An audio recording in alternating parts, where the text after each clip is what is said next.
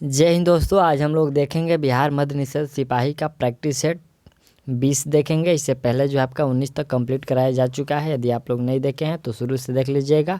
और इसका पीडीएफ जो है आपको टेलीग्राम पर डाल दिया गया है। तो यदि आप लोग टेलीग्राम ज्वाइन नहीं किए हैं तो वीडियो के डिस्क्रिप्शन में टेलीग्राम का लिंक दिया गया है, आप लोग ज्वाइन हो जाइए। और इसमें हम लोग का जो टोटल सेट है तो आपको 30 सेट है, जिसमें हम लोग आज 20वां कंप्लीट कर लेंगे और बच्चा हम लोग का 10 सेट। तो हम लोग उस सेट को भी लगाएंगे और आपको 14 या 15 तारीख से एक और नया सेट से हम लोग इसका प्रैक्टिस सेट शुरू करेंगे बिहार मध्य निषेध का, जो कि आपका मार्गदर्शन का है। उसमें भी आपको 25 सेट है। तो हम लोग अगले जो आने वाले 14-15 तारीख से हम लोग एक दिन में 2-2 सेट को लगाएंगे। तो हम लोग का बहुत जल्द कंप्लीट हो जाएगा। तो चलिए पहले हम लोग इसको शुरू कर लेते हैं। और आपका जो एग्ज़ाम है उसमें आपको बहुत ही कम समय बचा है, क्योंकि आपका 27 फरवरी को एग्ज़ाम है। आज हो गया है आपका 11 तारीख, इधर 9 दिन, 9, 8, 17, ठीक। तो 17 यानी कि आपका 14-15 दिन आपको जो है तैयारी करने के लिए बचा हुआ है। तो आप लोग इन दिनों में आप लोग अच्छे से तैयारी कर लीजिएगा। और पीछे का भी जो भी सेट आप लोग नहीं देखे हैं तो देख लीजिएगा, और उसको भी हम लोग बहुत जल्द कंप्लीट कर लेंगे। तो चलिए हम लोग यहाँ से पहला जो प्रश्न है कि हिंदी साहित्य का इतिहास के लेखक, यहाँ पर हिंदी साहित्य का इतिहास के लेखक, इसके लेखक कौन है? इसके लेखक है आपका रामचंद्र शुक्ल। राइट आंसर आप लोग ए कर लीजिएगा। और साथ ही साथ इसका आप लोग स्कोर बताते चलिएगा कि आप इसमें जो है कितना सही कर पा रहे हैं, ठीक।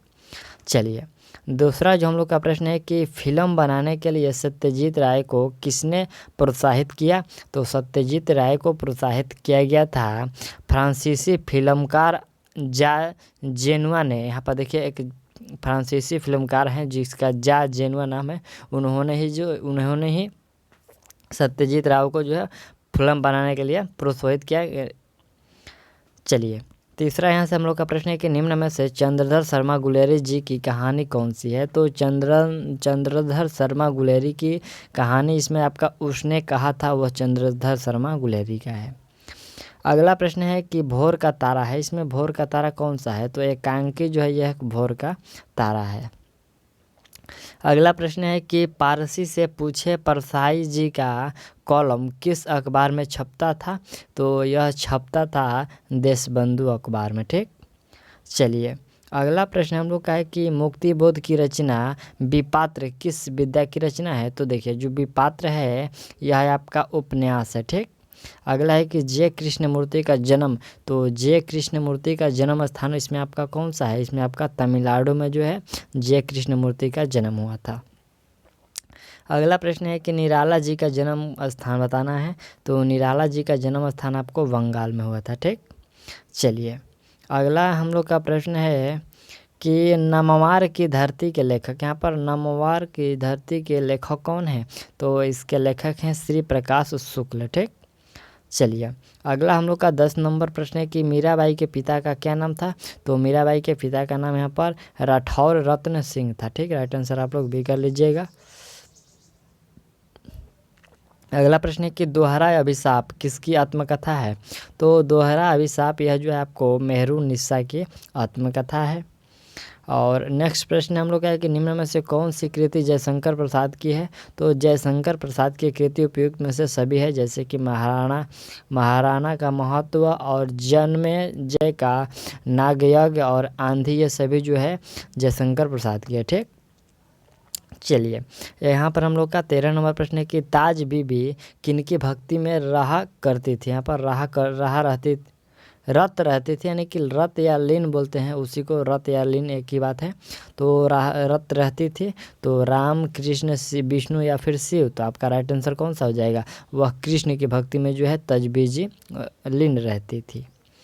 अगला हम लोग का प्रश्न है कि तरुण कमल का जन्म स्थान कौन सा है? तो तरुण कमल का जो जन्म स्थान है वो बिहार है, ठीक। चलिए अगला प्रश्न है कि रघुवीर सहाय कौन से तार सप्तक के कवि थे? तो रघुवीर सहाय जो थे यह आपके तार सप्तक पूछा गया, ये दूसरा तार सप्तक के कवि थे, ठीक। चलिए नेक्स्ट प्रश्न आपका जो 16 नंबर से है तो यह अंग्रेजी का है, आप लोग इसको सॉल्व करिएगा। और चलिए मैं आपको जो है मैथ का प्रश्न का आंसर बता दे रहा हूँ, आप लोग इसको भी बनाने की कोशिश करिएगा। और यदि नहीं बने तो आप लोग कमेंट करिएगा, मैं आपका सॉल्यूशन जो है प्रोवाइड कर दूँगा, ठीक। तो 31 का राइट आंसर आप लोग यहाँ पर 116.66% कर लीजिए। यहाँ से 32 का जो राइट आंसर होगा आपका 1950 हो जाएगा। और फिर यहाँ से हम लोग का 33 है तो 33 का राइट आंसर 350 होगा। फिर यहाँ से हम लोग का 34 नंबर है तो वहाँ पर 320% हो जाएगा। ठीक, चलिए अगला यहाँ से हम लोग का 35 नंबर प्रश्न है, कह रहा है कि इसका 14 होगा। ठीक, चलिए यहाँ से हम लोग का 36 नंबर है। आप लोग इस एक बार प्रश्न को देख लीजिएगा और उसका स्क्रीनशॉट भी आप ले सकते हैं और यहाँ पर आपका ये 20,000 हो जाएगा। ठीक, चलिए 37 नंबर का यहाँ से हम लोग का राइट आंसर 180 घंटे होगा। और फिर यहाँ से हम लोग का 38 नंबर है तो 38 का 300 होगा, 30 होगा। ठीक, राइट आंसर 30 भी कर लीजिएगा। और 39 नंबर जो प्रश्न है इसका राइट आंसर आप लोग 5 कर लीजिए। 40 नंबर है तो यहाँ से आप लोग 180 कर लीजिएगा।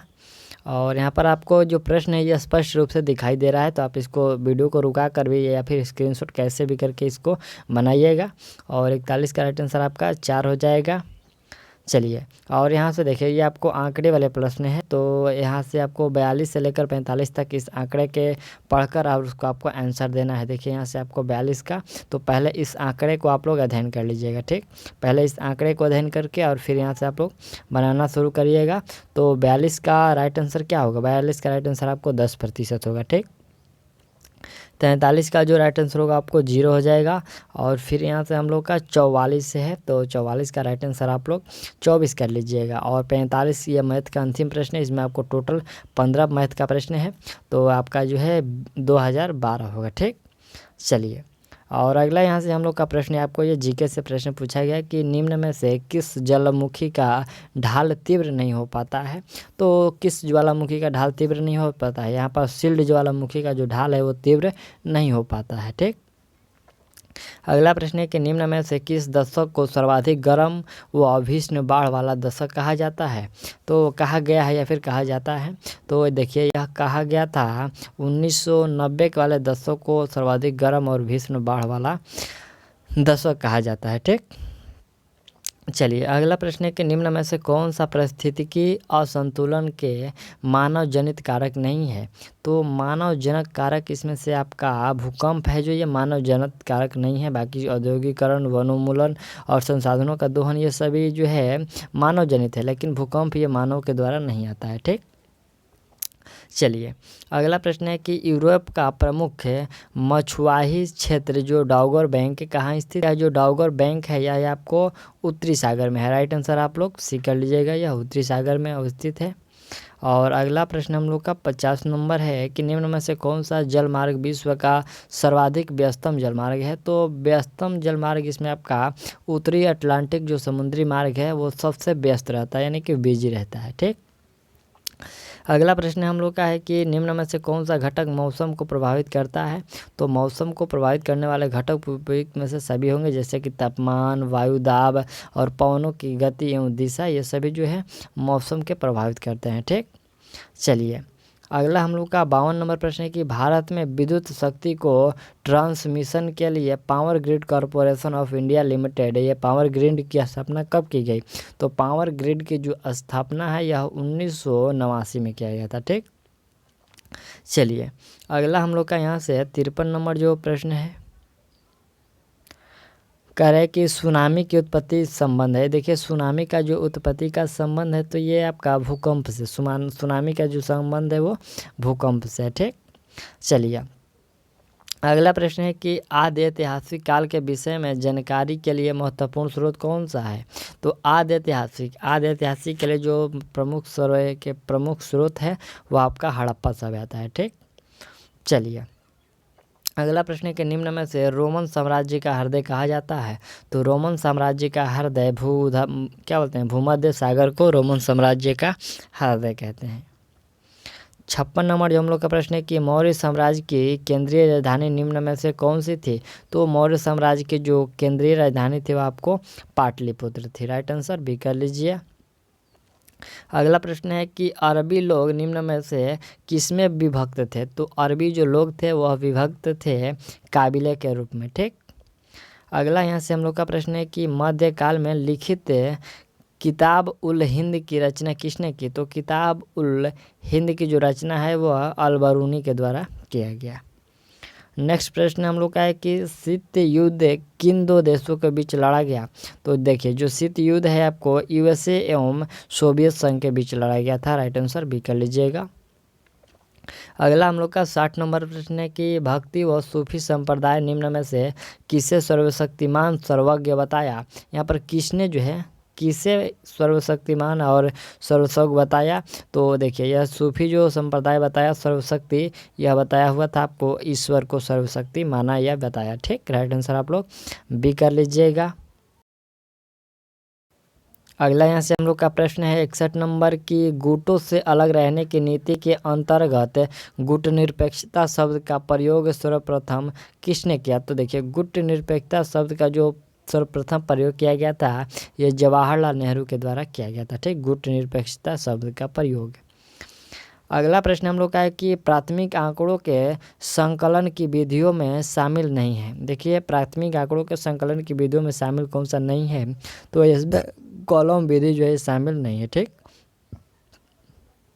अगला प्रश्न है कि चतुर्थ विचलन गुणांक होता है। तो चतुर्थ विचलन जो गुणांक होता है आपको पारस गुणांक होता है। ठीक, नेक्स्ट यहाँ से हम लोग का प्रश्न जो है यह 64 नंबर प्रश्न कह रहा है कि भारत में जनगणना की प्रक्रिया का संचालन किस संस्था के द्वारा की जाती है। तो जनगणना का जो संचालन है ये महारजिस्ट्रार एवं जनगणना आयोग के द्वारा की जाती है। राइट आंसर आप लोग ये कर लीजिएगा। और अगला जो 65 नंबर हम लोग का प्रश्न है कि जनगणना अधिनियम 1948 के संदर्भ में निम्न कथनों पर आपको विचार करना है। देखिए यहाँ पर इस अधिनियम में जनगणना अधिकारी द्वारा प्रश्न पूछने तथा व्यक्ति द्वारा उत्तर देने की बाध्यता का जिक्र है। दूसरा है कि जनगणना अधिकारियों को प्रत्येक कर के परिसर में प्रवेश की और स्वीकृति दी गई है। तो इसमें आपको बताना है कि कौन सा इसमें निम्न कथनों पर विचार करना है, कौन सा सही है कौन सा गलत है। ठीक, तो हालांकि इसमें हम लोग बात करें तो दोनों ही कथन आपका सही है। आप लोग ए और बी जो दोनों है यहाँ पर आपका सही है। ठीक, चलिए यहाँ से हम लोग का 66 नंबर प्रश्न है कि भारतीय रेलवे द्वारा घोषित थीम बेस्ट टूरिस्ट सर्किट ट्रेनों का नाम क्या है। यहाँ पर थीम जो है बेस्ट टूरिस्ट सर्किट ट्रेनों का नाम, ये आपका करंट अफेयर का प्रश्न है। तो इसका राइट आंसर आप लोग भारत गौरव है। ठीक, क्या है इसका नाम भारत गौरव है। चलिए अगला यहाँ से हम लोग का प्रश्न है कि 5वें राष्ट्रीय परिवार स्वास्थ्य सर्वेक्षण जो NFHS के आंकड़ों से है महिला प्रति पुरुषों की संख्या में वृद्धि देखी गई है। तो कितना वृद्धि देखी गई है। यहाँ पर जो वृद्धि देखी गई है यहाँ पर 1020 और यहाँ पर 100। तो यहाँ 1000 पर 20 जो है वृद्धि देखने को मिला है। ठीक, चलिए अगला हम लोग का प्रश्न है कि निम्न में से कौन सा सरकारी बजट का एक उद्देश्य नहीं है। तो सरकारी बजट का एक उद्देश्य इसमें बढ़ती क्षेत्रीय असमानताएं जो ये नहीं है। नेक्स्ट यहाँ से हम लोग का प्रश्न है कि किस संविधान संशोधन के द्वारा देश के 6 से 14 वर्ष तक के बच्चों के लिए अनिवार्य व निःशुल्क शिक्षा को मौलिक अधिकारों के रूप में मान्यता दी गई है। तो यह मान्यता दिया गया है 86वें संविधान संशोधन में। ठीक, चलिए अगला यहाँ से हम लोग का प्रश्न है कि निम्नलिखित में से कौन केंद्र राज्य के संबंध में प्रयुक्त आयोग है। यहाँ पर केंद्र राज्य के संबंध में प्रयुक्त आयोग कौन सा है। तो वह आयोग है आपका राज्य मन्नार समिति, सरकारिया समिति और पुंछी समिति। ये उपयुक्त में से आपका सभी जो ये प्रमुख है। ठीक, चलिए 71 नंबर जो प्रश्न है कि द्वितीय प्रशासनिक आयोग का गठन किसकी अध्यक्षता में किया गया था।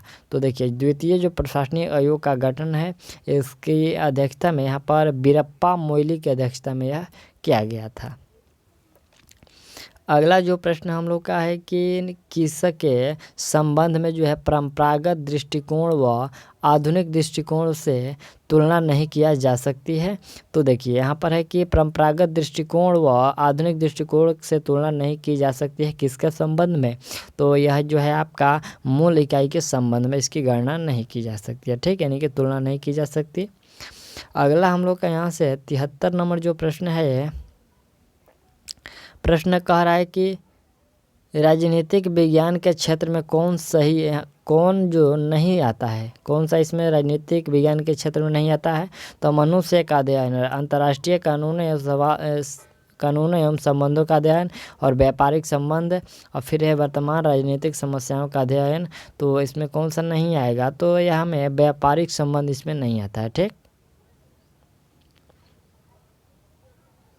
74 नंबर प्रश्न हम लोग का है कि भारतीय संविधान में सम्मिलित समावर्ती सूची किस देश के देन है। यहाँ पर जो समावर्ती सूची है ये किस देश का देन है, तो समावर्ती सूची जो है ऑस्ट्रेलिया की देन है। ठीक, चलिए अगला प्रश्न है कि मैकियावेली ने किस पुस्तक में संप्रभुता की धारण का उल्लेख किया है।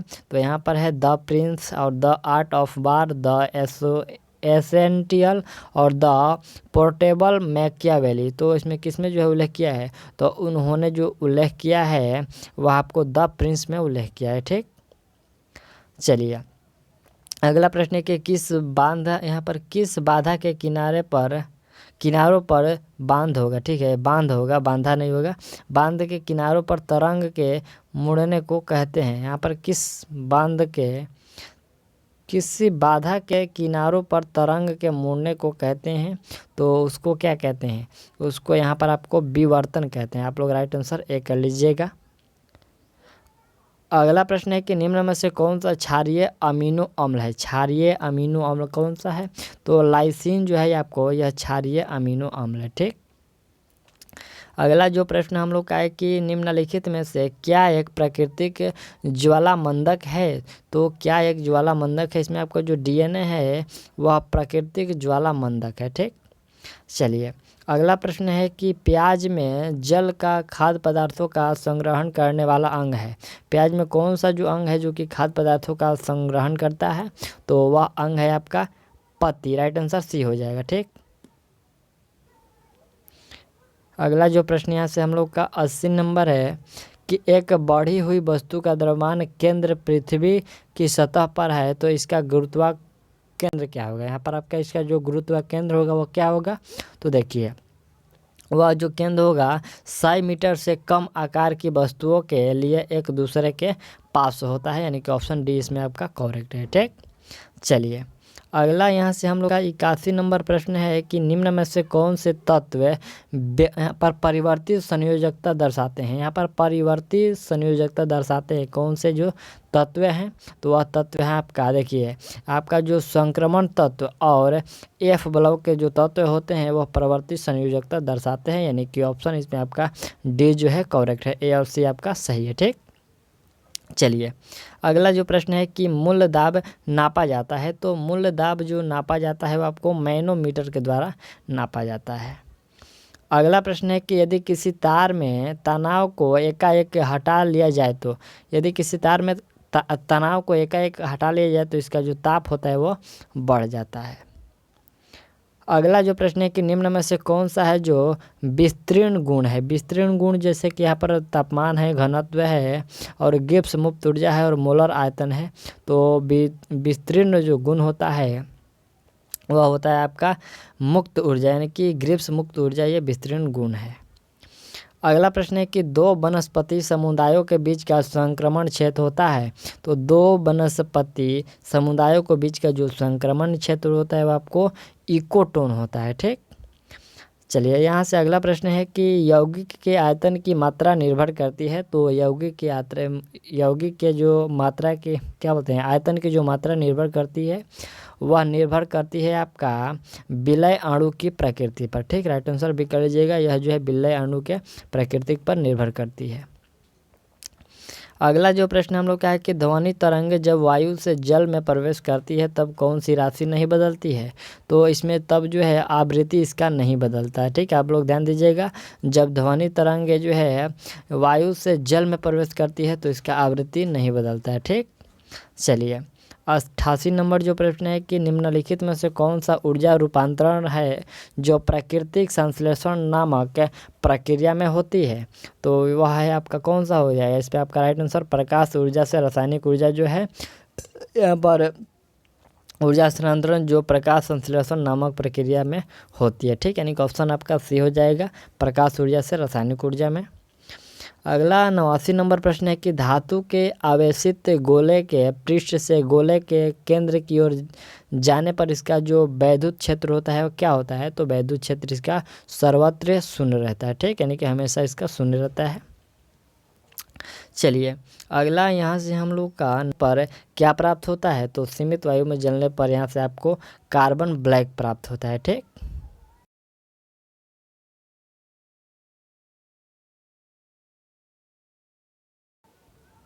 अगला यहाँ से हम लोग का जो प्रश्न है कि रसायन विज्ञान में 2 बार नोबेल पुरस्कार प्राप्त करने वाले विश्व के एकमात्र वैज्ञानिक कौन है?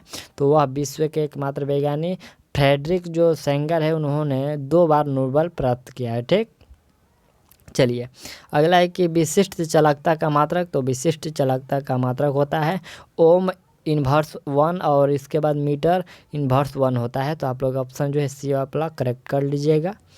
और अगला प्रश्न है कि एक प्रक्षेक, यहाँ पर प्रक्षेक की ओर एक धनात्मक आवेश गतिमान है तो चुंबकीय प्रेरक की दिशा होगी। तो चुंबकीय जो प्रेरक की दिशा यहाँ पर वामावर्त होगी, ठीक। चलिए अगला प्रश्न है कि रेशम की कीट किस अवस्था से रेशम प्राप्त किया जाता है? यहाँ पर जो रेशम के कीट है उसे किस अवस्था से जो है रेशम प्राप्त किया जाता है? तो यहाँ पर जो कोकून अवस्था, एक कोकून जो एक अवस्था होता है उससे आपको ये रेशम प्राप्त होता है, ठीक। अगला प्रश्न है कि खाद्य निर्माण का केंद्र कहते हैं, खाद्य निर्माण का केंद्र किसको कहते हैं? पत्ती को कहते हैं, ठीक। अगला है कि इलेक्ट्रोमेरिक प्रभाव है, ये जो इलेक्ट्रोमेरिक प्रभाव है ये कैसा प्रभाव है? तो ये आपको अस्थायी प्रभाव है, ठीक। चलिए अगला यहाँ से हम लोग का 97 नंबर प्रश्न है कि धातु आयनों की ज्वाला का रंग किसके कारण होता है? तो धातु आयनों का जो ज्वाला का रंग होता है वह आपको धातु अधिक्य दोष के कारण होता है, ठीक। नेक्स्ट यहाँ से हम लोग का 98 नंबर जो प्रश्न है कि प्रायः मोटर ड्राइवर के सीट के आगे लगा दर्पण होता है। तो इसमें आगे की बात कर रहा है तो इसमें आगे समतल दर्पण होता है, ठीक। चलिए नेक्स्ट जो प्रश्न है कि CFC, यहाँ पर CFCS के रूप में भी जाना जाता है, किसको जानते हैं? तो CFCS के रूप में जानते हैं हम लोग फ्रियोन को, ठीक।